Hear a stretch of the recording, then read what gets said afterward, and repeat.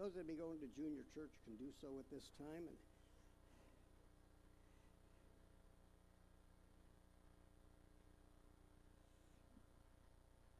one of the things that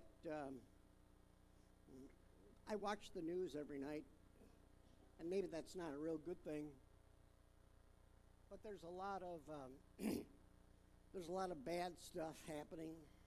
There's hardly a week or a day goes by that somebody isn't shot somewhere. Catastrophes happen around the world.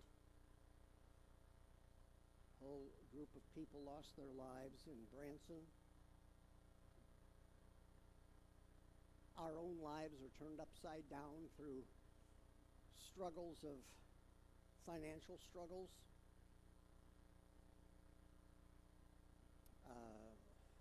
Illnesses that affect our families. Maybe the marriages, or at least the relationships, are not the best. There was one couple, the marriage wasn't really bad, but it was strained a little bit.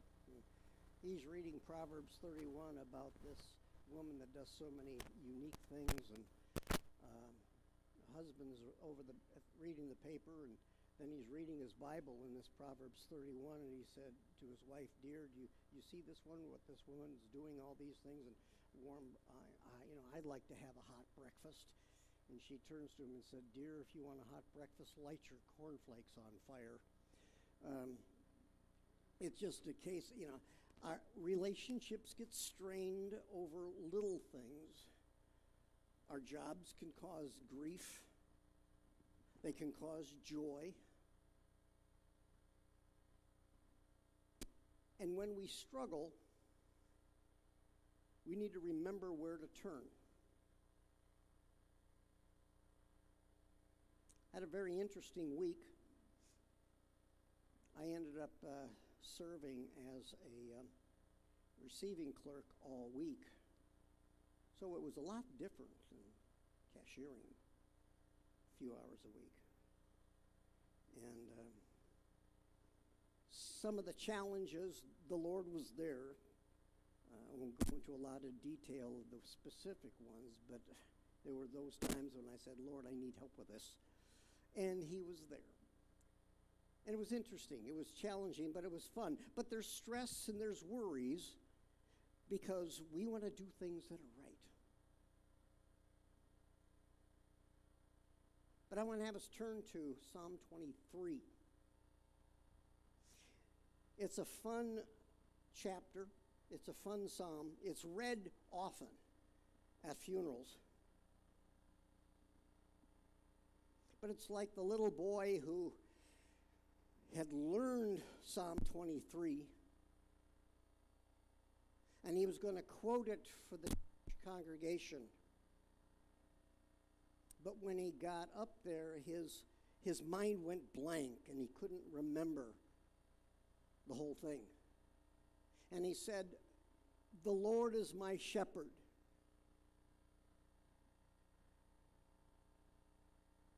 And that's all I need to know."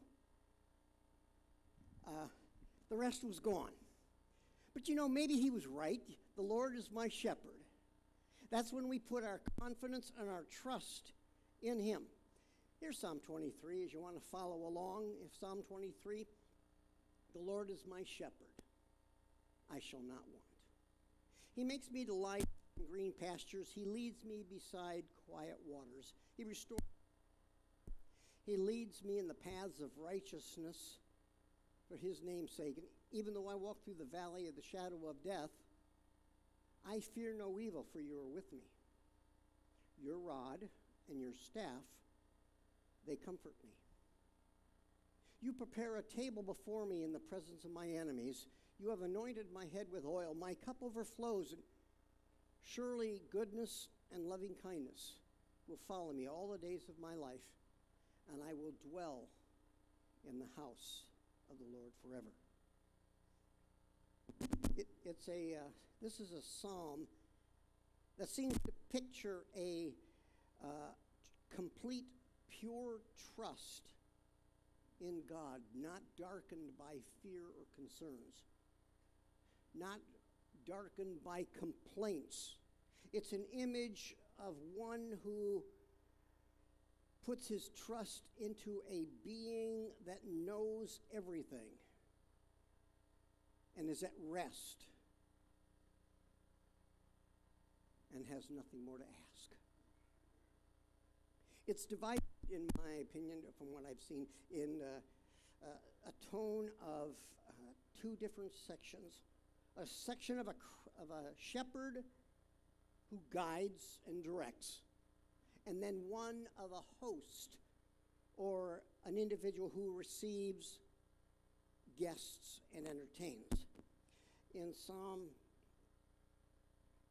the first psalm, it starts out with an undeniable trust. The Lord is my shepherd. And as the little boy said, that's all I need to know. The Lord is my shepherd, I shall not want.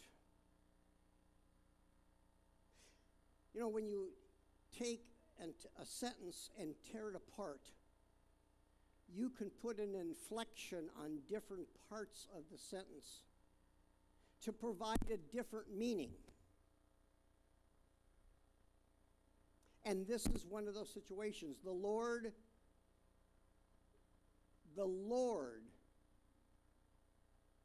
is my shepherd, I shall not want. The Lord is my shepherd, I shall not want. The Lord is my shepherd, I shall not want. The Lord is my shepherd, and I shall not want. And when the emphasis is placed on each, it can give a total different meaning that can benefit and bless. It's a picture of Yahweh as a guide, a protector, and our constant companion, of which he is. In verse 2, there's a picture of guidance. It's a picture of guidance of a shepherd that's bringing his sheep, bringing his flock to a place of rest. He makes me lie down in green pastures. He leads me beside quiet waters. You know, the body needs rest. And medically, and I don't know a lot about it, but if you study into that, there is a need for rest. And different types of sleep that we get, different levels of sleep, provide the needed refreshment for the human body to help it maintain its stability and growth and health. And God made us that way. And yet often we're going to put ourselves we're going to stretch our limits, if you will. And we're going to run with 4 hours of sleep a night. And then we wonder why we're tired. Or we go at breakneck speed and we work 7 days a week. When God rested, he rested on the seventh day. Keep in mind, the Ten Commandments says, remember the Sabbath day and keep it holy. Sabbath means rest. The word Sabbath does not mean Saturday. It means rest.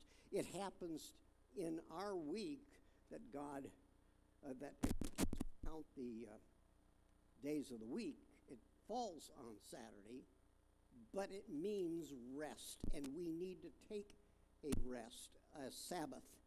And so if your Sabbath, because of the way you work, happens to be that it's a different day.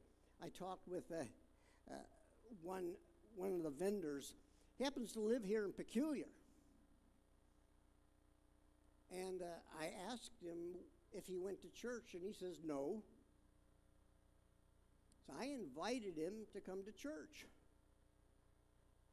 And he says, my weekend is Friday and Saturday, and I start work on Sunday morning. Or another individual you talk to, and, well, how's your week going? It happens to be Tuesday. He said, this is my Friday. They've got the next 2 days off. So people's weeks are different. People's weeks are unique with the way society is. A day of rest. If you can find an opportunity to be able to come and worship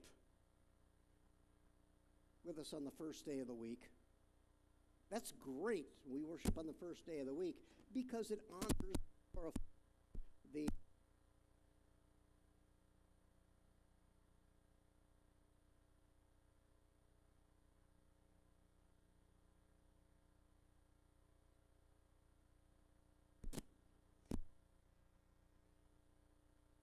private time when the prayer at the beginning of the day prepares us. And Barry, I think it's my mic.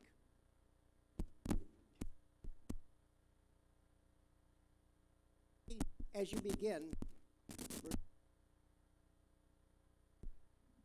I'm going to undress and redress.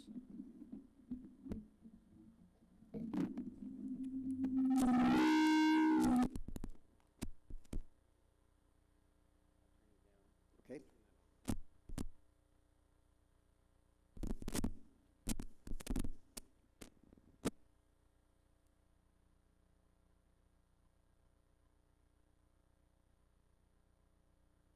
Okay. Praise God, from whom all blessings flow.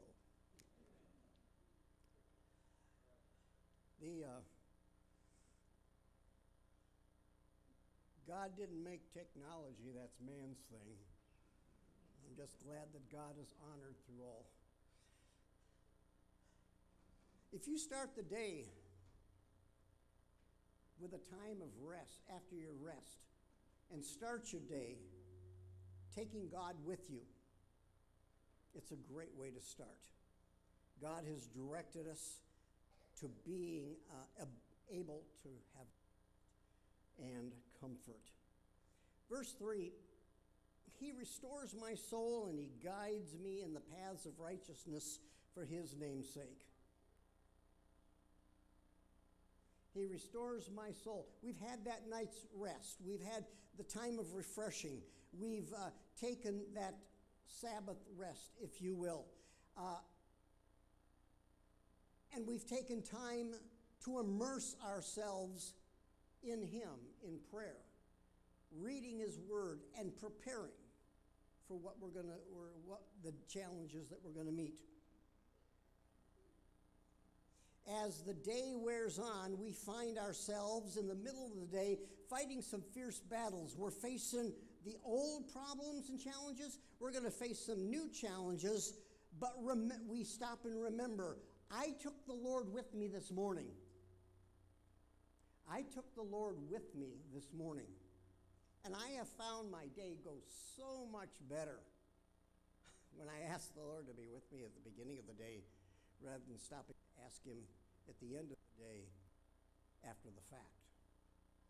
Asking his guidance. I'm not spending an hour in prayer, but I'm taking a moment asking God to be with me, to help me, to bless me. It's simple. Doesn't take long. And it's part of the praying without ceasing, being in the frame of mind where you can speak to the creator of the universe. As the day wears on, he restores my soul when I think of him. We remember him, we take a deep breath, and we remember God is in control. I'm not alone. In the middle of the challenge, I can get through this. I had an opportunity to go to a convention once, and it was in Dayton, Ohio. And on the way back, I was living in Minnesota at the time, and my flight came out of Columbus, Ohio. So I had driven to Columbus, And my flight was going to leave Columbus and go to Newark, New Jersey, and then to Minneapolis.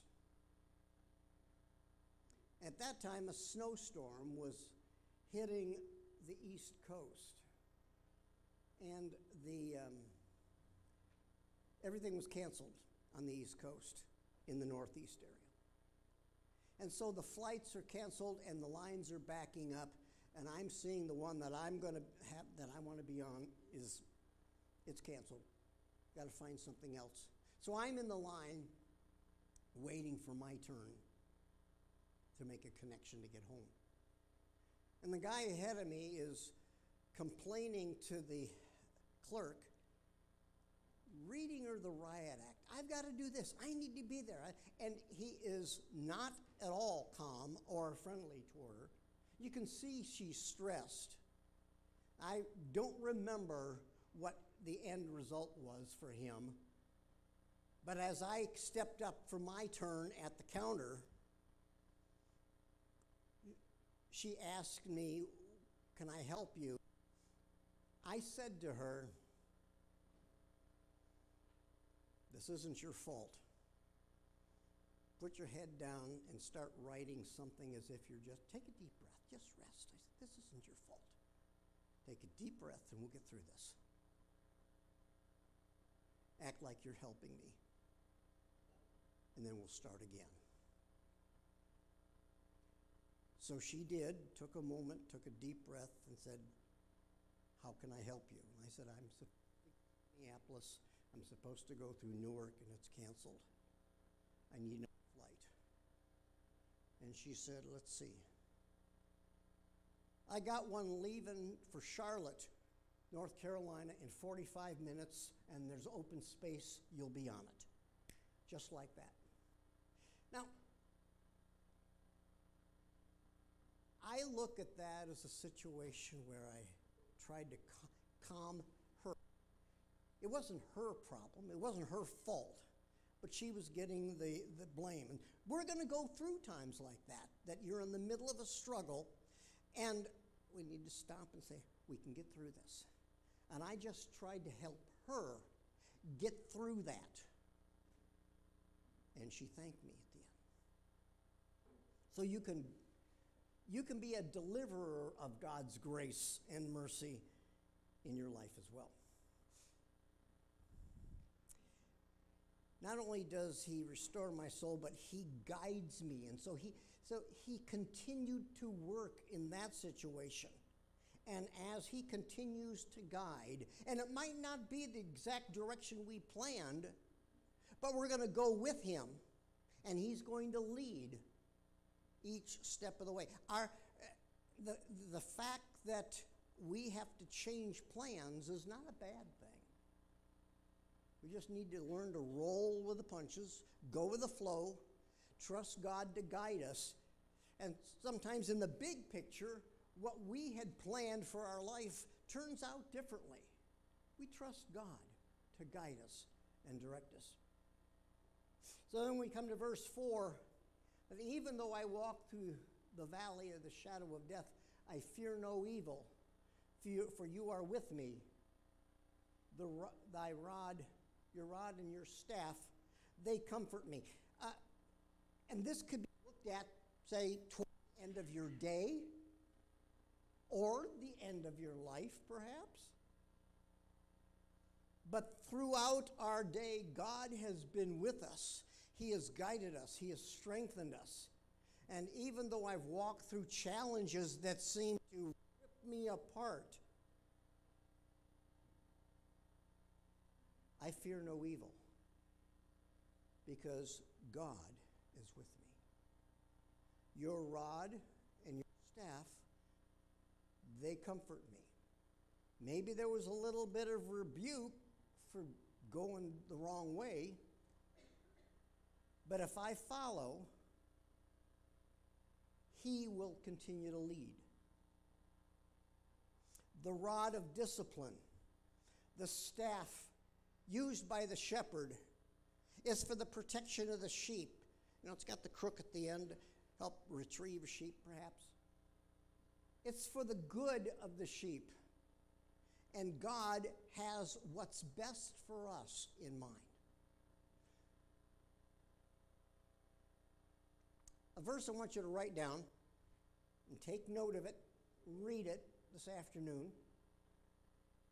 It's 1 Corinthians 10:13. This is one that I believe is used often, but I think it's misinterpreted a lot. 1 Corinthians 10 and verse 13. The Lord will not suffer us to be tempted of that which we are able. There's no temptation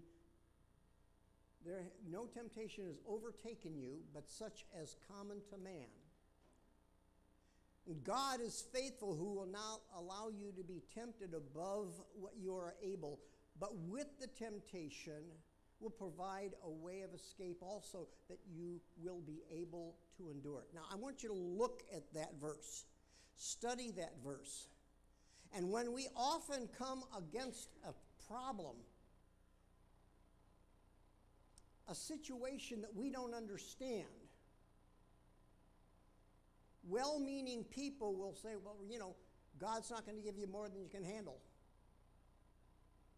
Wait a minute. I don't believe that that's what that verse is talking about. Notice, no temptation has overtaken you. We're tempted, and we ask God for guidance in the time of temptation. But when there's problems and struggles in life,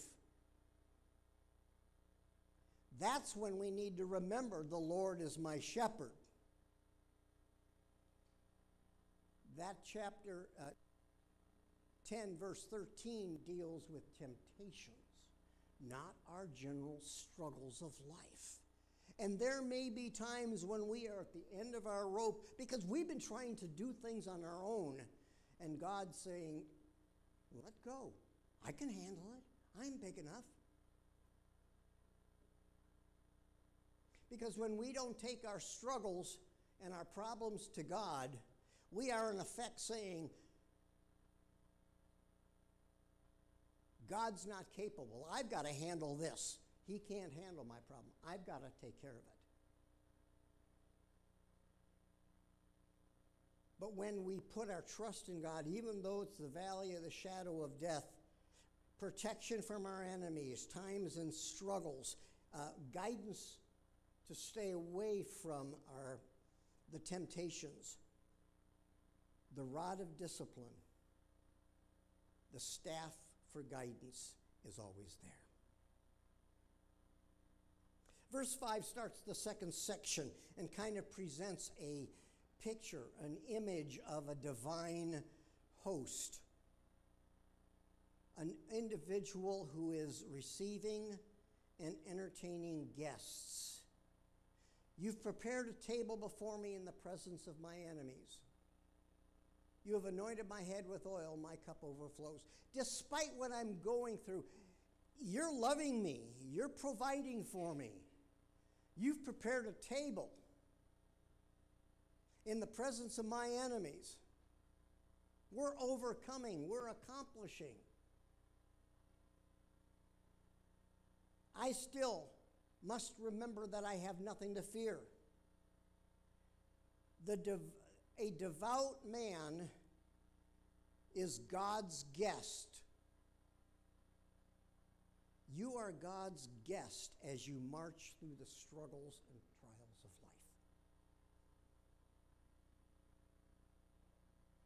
life. An unseen blessing when you rest in God may suddenly appear.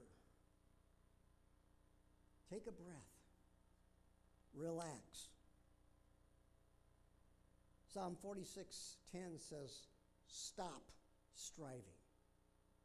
Cease from striving and know that I am God. Hold on.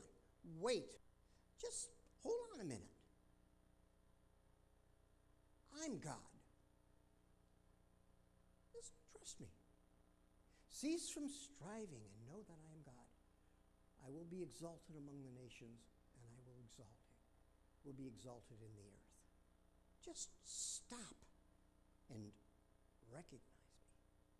No, he that cometh to God must first believe that he exists and that he's a reward of them that diligently seek him, from Hebrews 11:6. The last verse, because we are God's guests, and we're at a table presented by God in the presence of his enemies.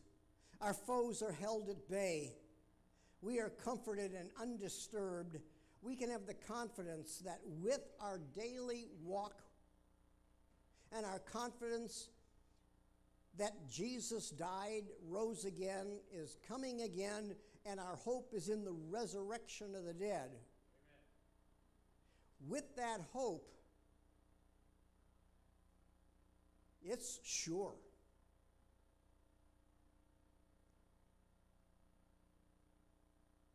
Second Timothy 4, verses 7 and 8, Paul said something very unique. Some of my favorite scriptures in 2 Timothy. I fought a good fight. I finished the course, and I have kept the faith.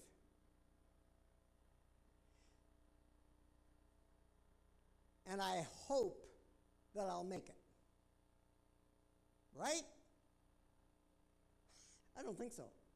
In the future, there is laid up for me a crown of righteousness, which the Lord, the righteous judge, will award me on that day.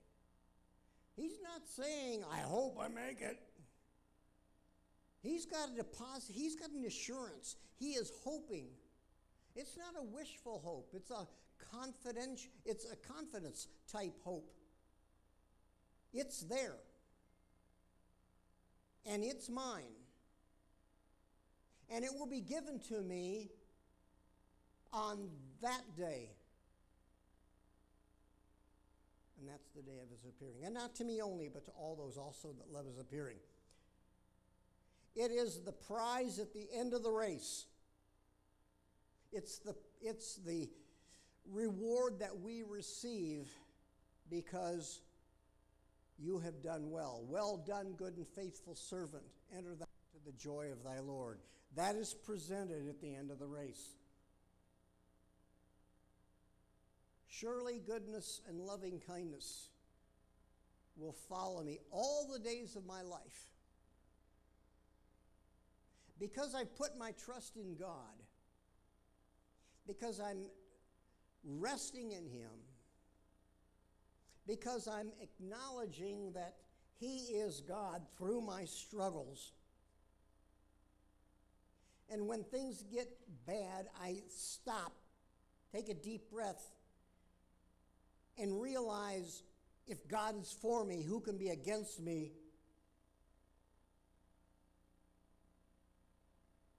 Then surely goodness, loving kindness will follow me all the days of my life. And I'll dwell in the house of the Lord forever. It's a beautiful passage. It gives us strength. It gives us comfort. It gives us hope that as your electronic rooster wakes you up in the morning, that you can tackle whatever the day has in store for you because the Lord is your shepherd. You can do it. You can accomplish it because you're not alone. Mathematics, created by man, and it doesn't make sense. 1 plus God is a majority. 1 plus God is a majority, and with God, all things are possible. The prize at the end of our race has been accomplished through the resurrection of Jesus Christ. He died and he rose again. He conquered death, and because he conquered death, Paul wrote to the church at Corinth, the same power that raised Jesus will raise us. And that will be at the last day, at the second coming of Jesus. When the trumpet sounds, when the dead are raised, when we're living or changed from mortal to mortality, from corruptible to incorruption, we will be changed and rise to meet the Lord in the air, and so shall we be with the Lord. The Lord is my shepherd, and that's all I need to know. Amen. Closing.